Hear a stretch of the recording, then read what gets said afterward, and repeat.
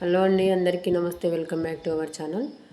నిన్న షార్ట్ వీడియోలను అయితే ఒకటి అప్లోడ్ చేసినా కదా. ఓమాకులు పిల్లలకి పెద్దవాళ్ళకైనా ఎవరికైనా దగ్గు బాగా ఎక్కువగా ఉన్నప్పుడు ఈ పచ్చాకులు తింటే మాత్రము చాలా వరకు దగ్గు అనేది ఉపశమనం కలుగుతుందని చెప్పినాను కదా. అయితే పిల్లలైతే చాలా వరకు అయితే పెద్దవాళ్ళు అంటే తినగలుగుతారు, పిల్లలైతే అసలు ఆకుకూరలు తోటకూర పాలకూర అవి వండి మనం అన్నంతో పాటు కలిపి పెడితేనే తినరు కదా. అటువంటప్పుడు ఇవి వాళ్ళు చూడకముందు మనం బజ్జీలాగా వేసిస్తే ఎట్లున్నో అట్లా వాళ్ళకి తినబెట్టాలి కదా. అందు గురించి అని చెప్పేసి వాళ్ళు చూడకముందు ఇవి బజ్జీలాగా వేసిస్తే బజ్జీలు అని చెప్పి తినేస్తారు. లోపల ఉంటుంది కాబట్టి వాళ్ళకి బయటకు కనిపించదు కాబట్టి తినగలుగుతారు. దానికి కావాల్సిన పదార్థాలు ఓమాకులు నేను తీసుకున్నాయి 8-9 ఆకులు ఉన్నాయి. శనగపిండి, దాంతోపాటు 1 టేబుల్ స్పూన్ వరకు బొంబాయి రవ్వ వేసిన, ఉప్పు, కారం, ధనియాల పొడి, దాంతోపాటు తినే సోడనైతే ఒక చిటికెడైతే వేసుకుంటే కొంచెం బజ్జీలు అనేవి కొంచెం మంచిగా పొంగుతాయి అన్నట్టు. ఈ బొంబాయి రవ్వ ఎందుకు వేసినానంటే కొంచెం క్రిస్పీగా రావడం కోసం, పిల్లలు కొంచెం కరకర అంటుంటే తినడానికి ఇష్టపడతారు అని చెప్పేసి కొంచెం అయితే వేసిన. అది ఉంటే వేసుకోండి, లేదంటే లేదు. మామూలుగా మనం మిర్చి బజ్జీలకైతే పిండి ఏ విధంగా అయితే కలుపుతామో పెరుగులాగా, అదే విధంగా వచ్చేటట్టు పిండి అయితే మంచిగా కలుపుకోండి. మనం ఎంత మంచిగా కలిపితే బజ్జీ అనేది అంత మంచిగా పొంగుతుంది అన్నట్టు. స్టవ్ అంటి పెట్టుకొని నేనైతే ఆయిల్ అయితే వేడి పెట్టిన. స్టవ్ మీద నూనెనైతే వేడెక్కుతుంది.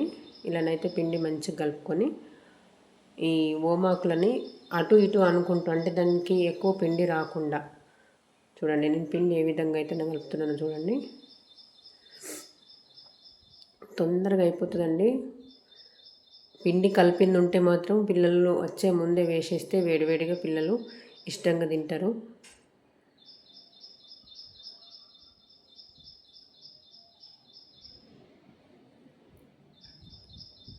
చూడండి, ఆయిల్ హీట్ ఎక్కింది.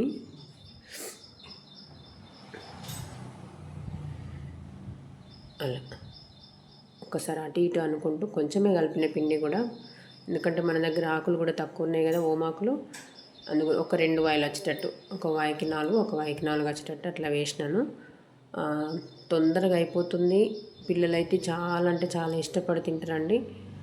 ఇది పిల్లలకే కాదండి, పెద్దవాళ్ళకు కూడా, ఎవరన్నా ఆకులు తినని వాళ్ళకి ఇట్లా చేసి పెట్టండి, ఇష్టంగా తింటారు. ఎందుకనంటే ఓమాకు చాలా వరకు హెల్త్కి మంచిది. అట్లనే మనకి డైజెస్టివ్ ప్రాబ్లం ఉన్న వాళ్ళకు కూడా అరుగుదల అనేది మంచిగా ఉంటుందంట. మా ఇంటి ఇప్పుడు కొత్తిల్లు కట్టుకున్నాం అన్నాం కదా, ఇంటి దగ్గర లేకపోతే వేరే వాళ్ళ ఇంటి దగ్గర తీసుకొచ్చుకొని నేను చెట్టు కూడా పెట్టిన, ఆకులు తిన్నాను. ఇవి మిగిలినాయి అన్నట్టు, ఎందుకు పడేయడం అని చెప్పేసి ఇలానైతే బజ్జీలు అయితే వేసిన. మంచి హెల్తీ రెసిపీ అని చెప్పొచ్చండి. ఇలా ట్రై చేయండి. పిల్లలు స్కూల్ దగ్గర నుంచి వచ్చే వరకు కూడా మనం ఏదో ఒకటి స్నాక్స్ లాగా చేస్తే కూడా పిల్లలు ఇష్టపడతారు కదా. ఇలా ట్రై చేయండి. మీరు ట్రై చేసి నాకు కామెంట్ బాక్స్లో కామెంట్ చేయండి, ఎలా ఉన్నాయి అనేది చెప్పండి. కరెక్ట్గా వచ్చినాయా రాలేదా అనేది కూడా నాకు చెప్పండి. వీడియో నచ్చితే లైక్ చేయండి. మరిన్ని వీడియోస్ కోసం మన ఛానల్ని సబ్స్క్రైబ్ చేసుకోండి. ఇట్లాంటి నాకు తెలిసిన రెసిపీస్ అన్నీ నేను ఛానల్లో అప్లోడ్ చేస్తూనే ఉంటానండి.